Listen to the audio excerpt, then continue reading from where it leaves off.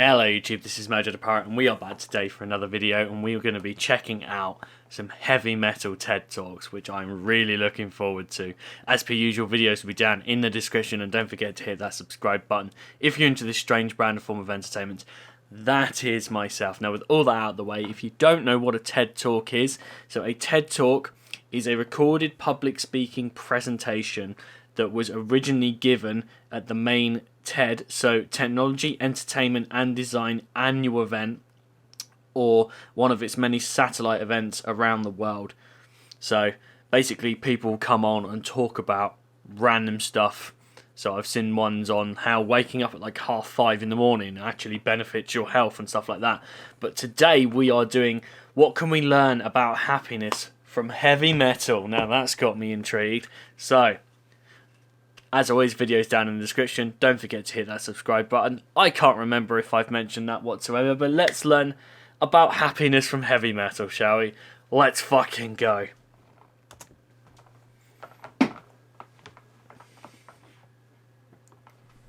Typically, we associate happiness with success. We assume that becoming successful will in turn make us happier. I conducted a poll amongst my peers in which I asked them whether they thought that becoming more successful would make them happier. 78% of them answered yes. This idea that happiness can be derived from success is often imposed on us from a young age.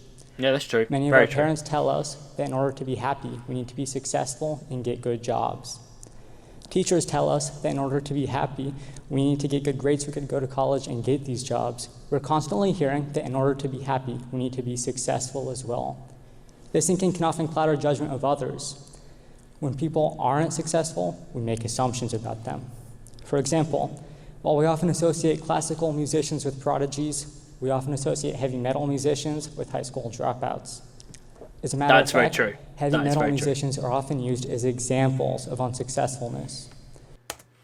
There are obviously a lot of heavy metal musicians who are incredibly successful, so that in reality is technically wrong. But let's see what else he has. The music is described as screaming, and poor life choices of theirs, such as dropping out of school and heavy substance abuse, are used as examples of what not to do if you want to succeed. It has also been proven that there is a negative correlation between heavy metal music and success. Definitely true. According to Russell Goldenberg and Dan Kopp, only 21 out of 7,000 bands will ever become moderately successful. While there are some that become famous and succeed, the genre as a whole is still seen as a more angsty and unsuccessful one. Our judgments regarding heavy metal music aren't just limited to the performers, though, as we often judge listeners of the genre just as much. We assume that they are unsuccessful and lacking behind compared to the rest of society. Are these assumptions correct, though? In part, yes. Also, in part, no.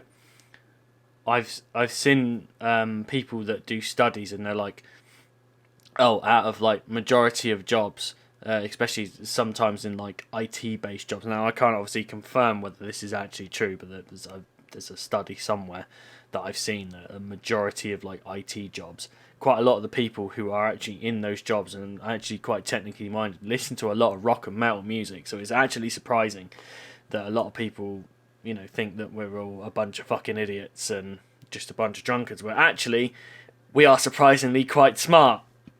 16-year-old David Merrill was curious about the effects different genres of music can have on our brains.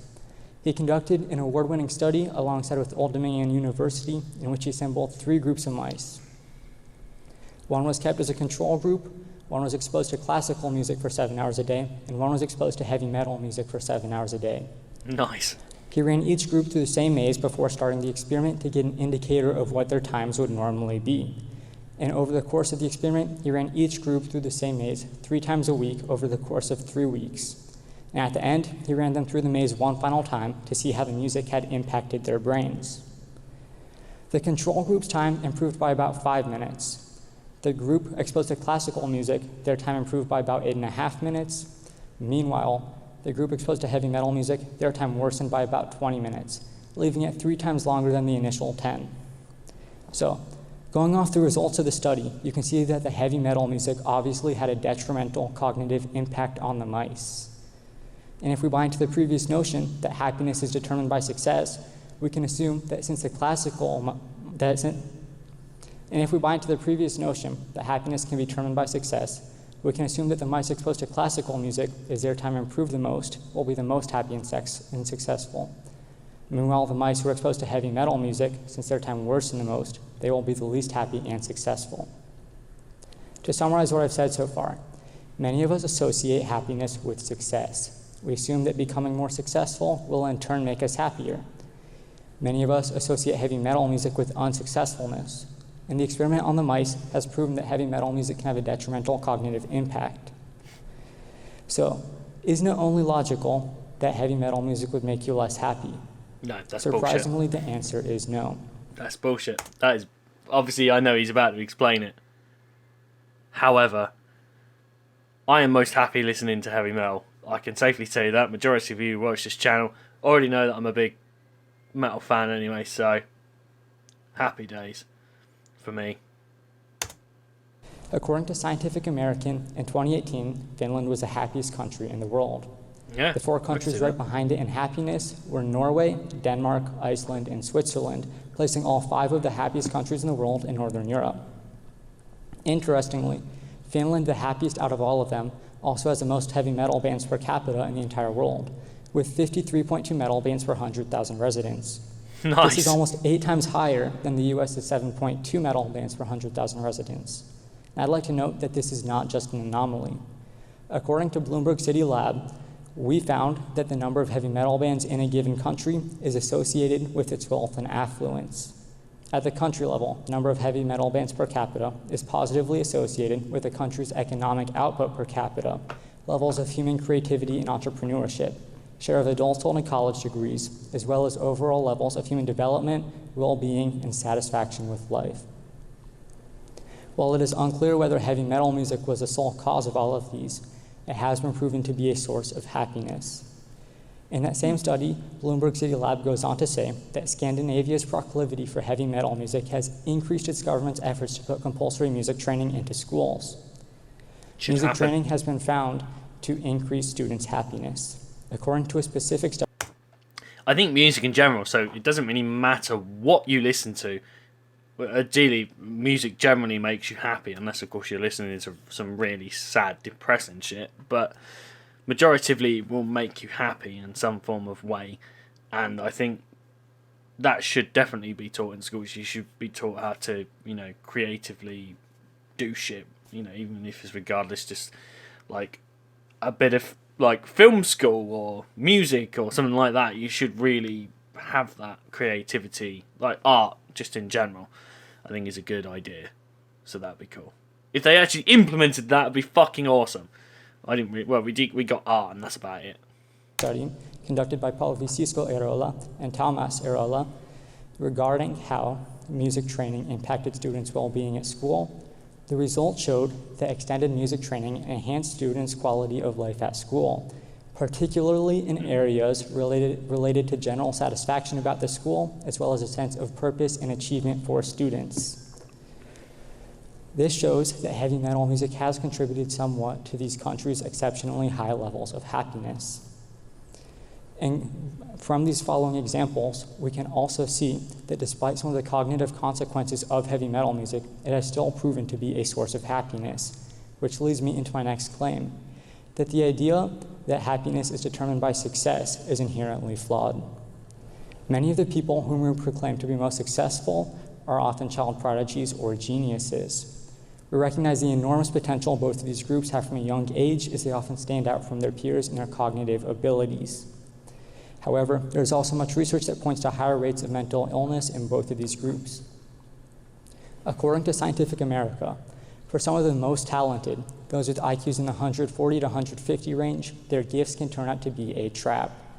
Because these children are so insightful from such a young age, able to make sense of adult ideas, they are constantly aware of the potential risk of failure. This awareness can immobilize them to the point of emotional paralysis, a quiet demon parents and teachers must watch out for. They go on to say that a steady diet of frustration eats at the child's self-esteem.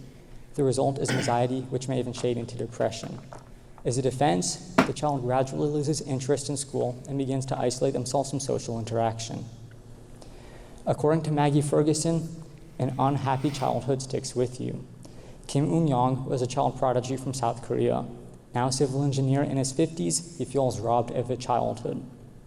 He began speaking at 6 months and had mastered 4 languages by the age of 2. He gained his first PhD aged 8 and was then headhunted to work for NASA. I led my life like a machine, he said. I woke up, solved the daily assigned equation, ate, slept. I was lonely and had no friends. Even Albert Einstein, one of the most emblematic examples of genius, wrote in 1952, "It is strange to be known so universally and yet feel so lonely." In these past few examples, there's a common thread to their unhappiness as children, which is their difficulty in communicating and forming relationships with others. Now, in metal bands, there are often only a few members. These members need to know and be able to work with each other very well. In addition to rehearsing and performing together, they often have to live with each other for months on end when touring. While the bands themselves aren't always necessarily successful, they do succeed at bringing members and listeners together. According to psychologist Tasha Howe, 80s metalheads were significantly happier and better adjusted than their peers and current college students. While they found that the heavy metal listeners were more likely to live riskier lifestyles and make poor decisions throughout their lives, the heavy metal listeners also reported higher levels of youthful happiness and that they're less likely to have any regrets of anything they had done in their youth. They can say we're dumb as shit, but, at least we're happy. But it's true. I can safely say that so many people I know that listen to metal are just happy. They're not depressed at all. So anyone that goes, oh, you listen to music or this type of music and you must be depressed or angry or something. No, that's a fucking load of bollocks. Like, I'm perfectly happy and I listen to metal music, so who the fuck knows? The reason for this greater happiness and adjustment is because social support is a crucial protective factor for troubled youth. Musicians and fans alike felt a kinship in the metal community and a way to experience heightened emotions with like-minded people. This shows how important a sense of community is to our happiness. Live concerts are loved by almost all people and are a key part of almost every musical genre. There's something special about seeing your favorite band perform your favorite songs right in front of you. According to U.S. News, amongst other benefits such as stress reduction, live concerts can improve your well-being through a sense of community and connection. While you don't know everyone in the audience, everyone has liking the band in common. This common interest gives you a feeling of belonging that cannot be rivaled by listening to music on your own. So, what am I trying to say essentially? I'm not here to say you need heavy metal music in your life in order to be happy. What I do want you to get out of this is that I think the sentiment that happiness is determined by success needs to be forgotten. While we shouldn't try to avoid success in order to be happy, we shouldn't use it as a means to try to be happier. I think the biggest thing we can learn about happiness from heavy metal music is that happiness is not determined by our achievements, rather from a sense of belonging and closeness with others. Thank you.